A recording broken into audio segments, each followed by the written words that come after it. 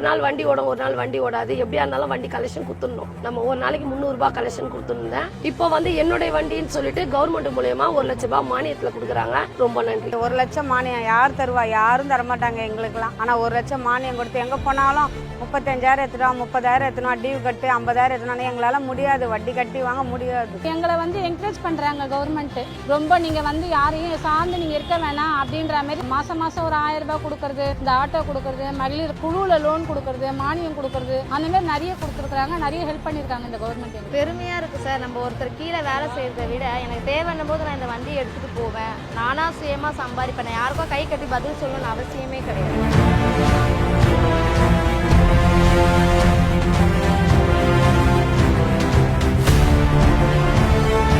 நான் காசிமா. சமீபத்தில் நடந்த 6th வேர்ல்ட் கப் கேரம் டோர்னமெண்ட்ல 3 கோல்டு மெடல் வின் பண்ணி இந்தியாவிற்கும் தமிழ்நாட்டுக்கும் சென்னைக்கும் பெருமை சேர்த்து கொடுத்ததுல ரொம்ப பெருமையா இருக்கு. ஏன்னா எங்க அப்பா ஒரு ஆட்டோ ஓட்டுநர். எங்களால 1.5 லட்சம் ரூபாய் கட்ட முடியல. அந்த நேரத்துல எனக்கு ஊக்கத்தொகையா கொடுத்து அமெரிக்காவுக்கு அனுப்பி வைத்த டெப்டி சிஎம் சார் அவர்களுக்கு ரொம்ப நன்றி.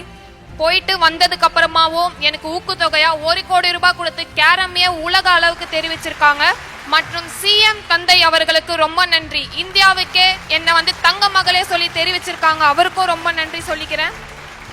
நான் இளங்கலை படிக்கும் போதே எனக்கு முதுகலை படிக்கணும், அதுவும் லண்டன்ல போய் படிக்கணுங்கிறது என்னோட ஆசை. படிக்க போறேன் அப்படின்னு சொன்ன உடனே முதல் வார்த்தை, நீ கடன் மட்டும்தான் கட்டிட்டு திரும்பி வர முடியும், உன்னால வேற எதுவும் பண்ண முடியாது அப்படின்னு சொன்னாங்க. நான் இப்ப என்கிட்ட சொன்னவங்க எல்லாருக்குமே நான் சொல்றேன், என்னோட அப்பா முதலமைச்சர் அப்பா வந்துட்டு எனக்கு 36 லட்சம் ரூபாய் கொடுத்து என்ன லண்டன்ல படி அப்படின்னு சொல்றாரு. நான் படிச்சுட்டு வருவேன்.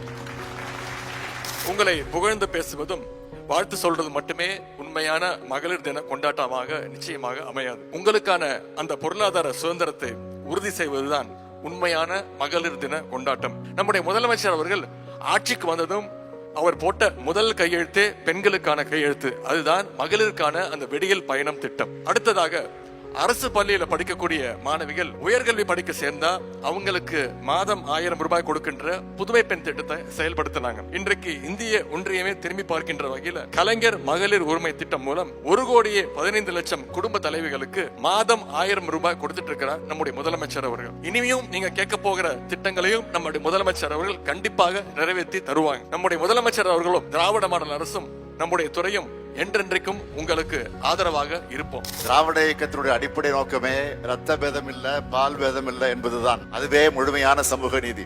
திராவிட இயக்கத்தை உருவாக்கின பகுத்தறிவு தந்தை பெரியார் அவர்கள் வாழ்நாள் எல்லாம் பெண் விடுதலைக்காக உழைச்சார். மனித வர்க்கத்துக்கு அடிமைத்துவம் ஒழியணும்னா பெண்ணை அடிமையாக்க நினைக்கிற எண்ணம் ஒழிஞ்சாதான் முடியும்னு சொன்னார். அதனாலதான் திராவிட இயக்க ஆட்சி காலங்கள்ல பெண்களுக்கு உரிமைகள் மீட்டு தரப்பட்டுச்சு. பெரியார் வழித்தடத்துல வந்த பேரறிஞர் அண்ணா அவர்கள் சுயமரியாதை திருமணத்தை சட்டமாக நிறைவேற்றினார். பெரியார் போட்ட தீர்மானத்தை சட்டமாக்கி சொத்துரிமை தந்தவர் நம்முடைய தலைவர் கலைஞர் அவர்கள். நம்ம திராவிட மாடல் ஆட்சியில புதுமை பெண் விடியல் பயணம், கலைஞர் மகளிர் உரிமை தொகை, மகளிர் சுயஉதவி குழுவினரை மக்களே தேடி மருத்துவம், முதலமைச்சருடைய காலை உணவு திட்டங்கள்ல பங்கு பெற வச்சிருக்கிறோம். நம்ம ஆட்சியோட இலக்கணம் மகளிர் உயர, மாநிலம் உயரம். அதுதான் என் அருமை சகோதரிகளே, நீங்கள் கடமை செய்ய மட்டுமல்ல உரிமை பெறவும் பிறந்தவங்க. பண்பும் சேர்ந்து வீரமும் விவேகமும் உங்களுடைய அணிகளும் ஆகட்டும், அறிவும் துணிச்சலும் உங்க அடையாளமாகட்டும்.